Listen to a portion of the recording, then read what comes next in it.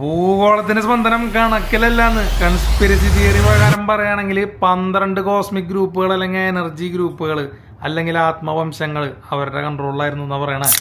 Star Gates ആയിട്ട് ബന്ധമുണ്ട് കേട്ടാ. മനുഷ്യന്റെ ആത്മാവില്ലേ, അത് ഈ 12 ആത്മവംശങ്ങളിൽ നിന്നാണ് സെപ്പറേറ്റ് ആയിട്ട് ഉണ്ടാക്കണെന്നാണ് പറയണത്. ഇന്ന് എക്സിസ്റ്റ് ചെയ്യണ പോലെ കാസ്റ്റ്, ട്രൈബ്, റേസ്, റേസിസം ഇങ്ങനെയുള്ള സാധനങ്ങളൊന്നും ഇവരുടെ ഇടയിൽ എക്സിസ്റ്റ് ഉണ്ടായിരുന്നില്ല കേട്ടാ. ഈ 12 എനർജി ഗ്രൂപ്പുകൾക്കും അവരുടേതായിട്ടുള്ള ഒരു എനർജി കോഡ് ഉണ്ട്, കോസ്മിക് ബ്ലൂ പ്രിന്റ് ഉണ്ട്, ഡിവൈൻ ആർക്കിടെക്ചർ ഉണ്ട്. അതുപോലെ തന്നെ കോൺഷ്യസ്നെസിനെ കുറിച്ചിട്ടുള്ള കൺസെപ്റ്റും ഡിഫറെന്റ് ആണെന്നാണ് പറയുന്നത് കേട്ടോ. ഈ 12 ഗേറ്റുകളായിട്ട് അസൈൻ ചെയ്തിട്ടുണ്ടായിരുന്ന ഈ 12 കോസ്മിക് ഗ്രൂപ്പുകളായ കാരണം കൊണ്ട് ഇത് 12 സ്ഥലങ്ങളും കോൺഷ്യസ്നെസ് റിലേറ്റഡ് ആയിട്ടുള്ള സ്ഥലങ്ങളാണെന്നാണ് പറയണത് കേട്ടോ.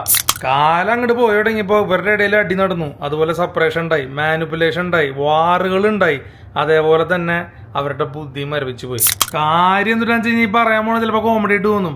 കുറെ ആൾക്കാർക്ക് ഉൾവിളി വരുന്നു, കുറെ ആൾക്കാർ സ്ഥലം മാറിയിട്ട് വേറെ സ്ഥലത്ത് പോയിട്ട് സെറ്റിൽ ആവണു, അതുപോലെ കുറെ ആൾക്കാർ കിടന്നുറങ്ങുമ്പോൾ പഴയ കാലഘട്ടത്തിൽ നടന്ന കാര്യങ്ങളൊക്കെ കാണുന്നു. ഇതൊക്കെ വേക്കനിങ്ങിന്റെ ഭാഗമാണെന്നാണ് പറയണത്. ഈ കാലഘട്ടത്തിലെ വേക്കനിങ് നടക്കുന്നുള്ളതും അതുപോലെ പഴയ കുറെ കാര്യങ്ങൾ കുത്തിപ്പൊന്തുന്നുള്ളതാണ് പറഞ്ഞു വരുന്നത് കേട്ടാ.